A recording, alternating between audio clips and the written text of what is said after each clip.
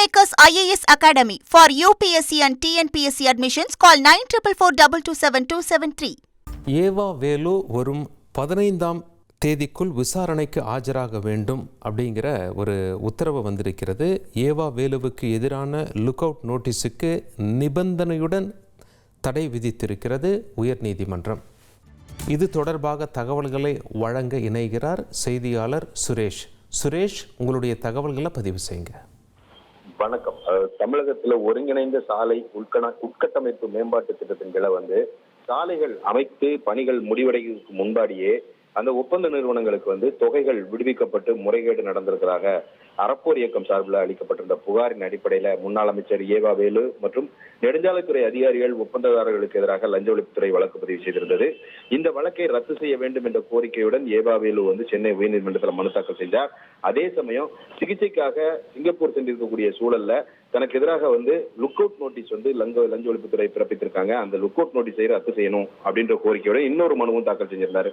இந்த ரெண்டு மனுக்களும் நீதிபதி இளந்திரையின் முன்னாடி விசாரணைக்கு வந்த போது முன்னாள் அமைச்சர் ஏவா வேலு தரப்பில் ஆஜரான மூத்த வழக்கறிஞர்கள் சித்தார்த் லுத்ரா மற்றும் வில்சன் ஆகியோர் முன்வைத்த வாதம் என்னன்னா, ஊழல் தடுப்பு சட்டத்துல சமீபத்தில் கொண்டு வரப்பட்ட அந்த திருத்தத்தின்படி அரசினுடைய ஒப்புதல் இல்லாம இந்த வழக்கு பதிவு செய்யப்பட்டிருக்குது. முன் அனுமதி இல்லாம புலன் விசாரணை கூட நடத்த முடியாது. 2022 புகார் அளித்த நிலையில 4 வருடங்களுக்கு பிறகு ஆட்சி மாற்றத்துக்கு பிறகு இந்த வழக்கு பதிவு செய்யப்பட்டிருக்கிறது.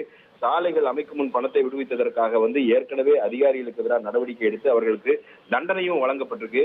இந்த விவகாரத்துல அரசுக்கு எந்த ஒரு இழப்பும் ஏற்படல அப்படின்ற வாதங்களை முன் வச்சாங்க.